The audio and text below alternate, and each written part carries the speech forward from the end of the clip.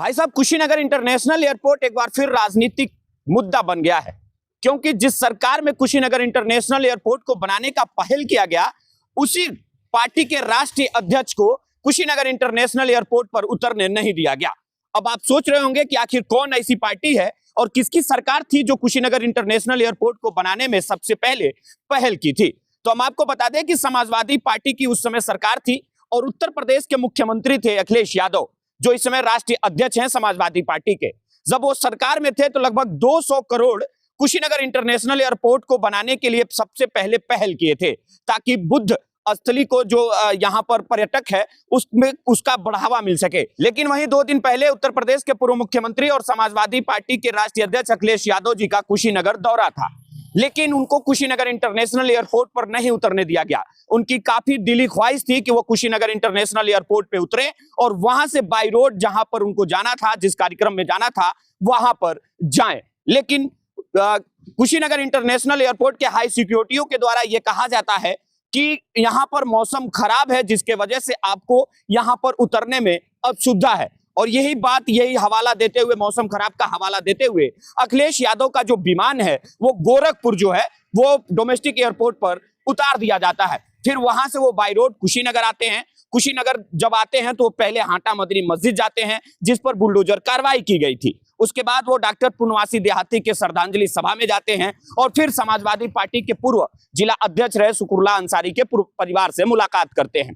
जब वो पूर्णवासी देहाती जी के वहां गए तो वहां पर मीडिया से बातचीत करते हुए कई सारे सवाल वो सरकार पर खड़ा किए। उन्होंने कहा कि अगर आपका कर्तव्य है तो ये बताइए कि सबसे पहले कुशीनगर इंटरनेशनल एयरपोर्ट को बनाने का पहल किसने किया था? तो वो समाजवादी पार्टी की सरकार थी, लेकिन आज हमें ही नहीं उतरने दिया गया है। इसके पहले भी मैं कुशीनगर इंटरनेशनल एयरपोर्ट पर उतरने वाला था, लेकिन नहीं उतरने दिया गया। तमाम सारे सवाल खड़ा किए। उन्होंने मीडिया से बातचीत करते हुए क्या कुछ कहा है वो हम आपको सुनवा देते हैं। वो मैं साबुन से नहा के नहीं गया था, इसलिए कुशीनगर नहीं उतरने दिया। अगर मैं शैम्पू से नहा के जाता, साबुन लगा के जाता, तो मुझे कुशीनगर एयरपोर्ट पे उतरने देती। वो सुनने में आ रहा है कि कुशीनगर में कभी किसी गरीब को बुलाया जाता है या कोई जाता है, अगर उन्हें किसी एक रंगी सबसे ताकतवर यूपी के जो हैं उनसे अगर मुलाकात कराई तो वो शैम्पू और साबुन से नहलाया जाता है। तो मुझे तो यही लग रहा है कि हवाई जहाज इसलिए नहीं उतरने दिया। पत्रकार धर्म याद दिला रहे हो तो ये कम से कम मेरी आपसे उम्मीद है कि आप ये धर्म निभाएंगे और ये बताएंगे कि कुशीनगर का एयरपोर्ट बनाने में सबसे ज्यादा बजट किसने दिया। सर 204 सबसे ज्यादा बजट किसने दिया? बजट के साथ साथ ये पहली बार नहीं हुआ है। मैं पहले भी इसी एयरपोर्ट पे उतरना चाहता था, याद कीजिए आप। एयरपोर्ट पे नहीं उतरने दिया। कौन हो सकता है? आज भी मैं उतरना चाहता था, आज भी नहीं उतरने दिया। अब एयरपोर्ट तो बिकने हैं, कुशीनगर एयरपोर्ट का ज्यादा प्रचार हो जाता। मुझे लगता है मौसम तो ठीक था, सरकार का मौसम गड़बड़ हो रहा है। मौसम तो ठीक था, क्लियर था, एकदम क्लियर स्काई था।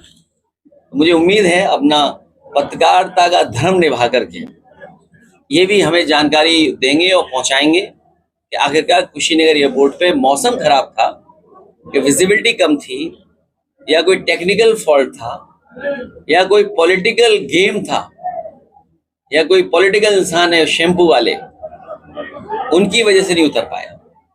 तो आप लोगों ने भी साफ तौर पे सुना कि उनका कहना है कि जब हम कुशीनगर इंटरनेशनल एयरपोर्ट पर उतरने वाले थे, या जब हम अपना जो प्रोटोकॉल था वो भेजे थे, तो मौसम का खराब होने का हवाला देकर हमें कुशीनगर इंटरनेशनल एयरपोर्ट पर नहीं उतरने दिया गया।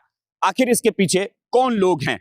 उन्होंने कहा कि वो शैम्पू वाले नेताजी हैं या फिर कोई और है।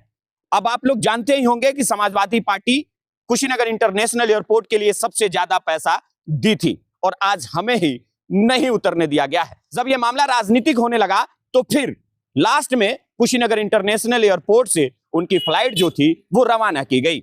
अब पूरे वीडियो में आपकी क्या प्रतिक्रिया है कमेंट बॉक्स में बताइएगा, वीडियो को शेयर करिएगा। बहुत बहुत धन्यवाद। जय हिंद।